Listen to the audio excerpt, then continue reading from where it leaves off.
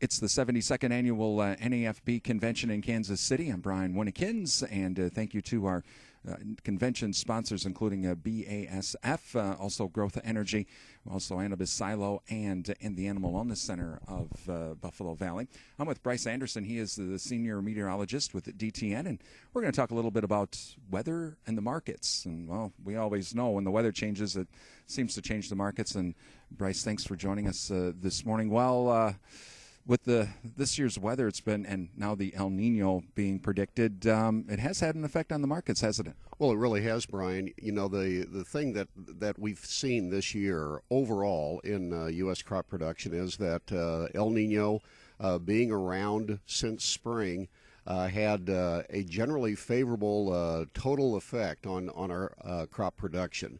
You know, we had some big-time delays in quite a large chunk of the Midwest in planting this year. But then when we got into the end of the summer season, we stayed mild all the way through. So even late-planted crops were able to kind of catch up and actually go through an entire growing season. And so the result is that we have now had a third straight year of very good production. The total corn output, for example, is second on record, along with yield, and so the weather scenario has been one that favors a lot of production and has certainly served to help depress the market to where we've seen it now. One of the big things I know for our friends out west, especially in California, they are really hoping for a lot of snow. I mean, snow to the nth degree. Will this help with that? I think we're going to see some drought easing. I mean, we've already started to see some fairly decent snows in the higher elevation of the Sierra Nevada mountains in California, and then into part of the Cascades in Oregon and Washington.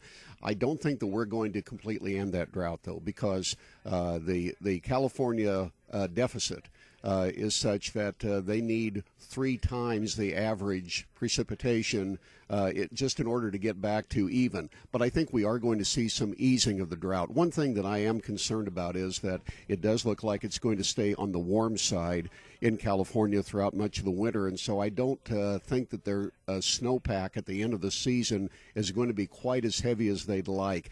They will have some, there's no doubt about that, but it's not going to be just an overabundance going into the irrigation season.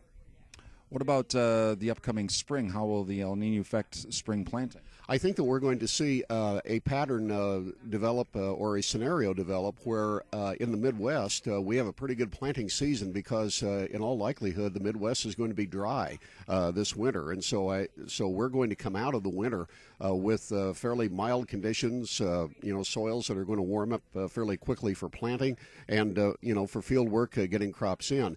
One thing that is in the back of a lot of the trade minds is that when you come out of a strong El Nino like we are in now, there can be a fairly rapid switch to a La Nina during the middle part of the growing season.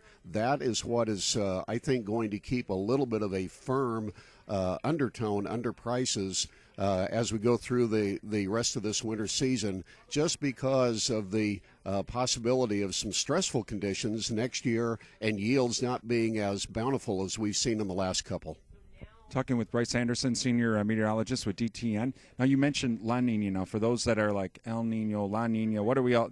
La Nina means in the summer, at least for the upper Midwest, it's going to be a lot wetter, or is it's the opposite, a lot drier? Well, with La Nina, first of all, El Nino is when the water temperatures in the equator region of the Pacific off South America are above average over an extended period of time in terms of 6 to 9 months, and that's what we are in now.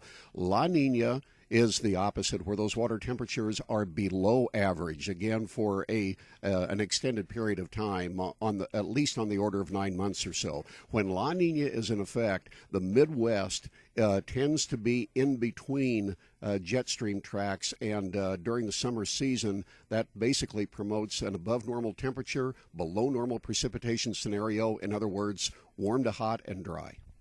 Finally, Bryce, with the El Nino, for a lot of dairy farmers in the upper Midwest, especially in Wisconsin, one of the big things that they're always concerned about is winter kill with their alfalfa. Now, you've mentioned that we could be drier. Yeah. So while, yes, we may not have as much snow, we're not going to have that snow cover, and could we see some pretty deep frost steps? Yes, we could. That is a concern, definitely for overwintering crops like alfalfa in the upper Midwest. As we go through the winter season, there are going to be some shots of colder air, and then with those occurrences happening on ground that is not underneath a cover of snow, even a couple 3 inches, I think that we could see some winter kill issues in alfalfa coming out of winter into spring. Well, it'll be an interesting next few months, and again, we just got done talking about this, and it could be just the opposite, right? It could be, although I'll have to say I'm pretty confident on the idea that the scenario that we've got, the makeup of the winter is going to be that way, and so because of that, I do think that it's going to be that there's going to be some concern for that alfalfa crop when we get into that January-February timeframe. Bryce, again, thanks for joining us. You're welcome. Bryce Anderson, Senior Meteorologist with the DTN from the 72nd Annual NAFB Convention in Kansas City. I'm Brian Winnikins.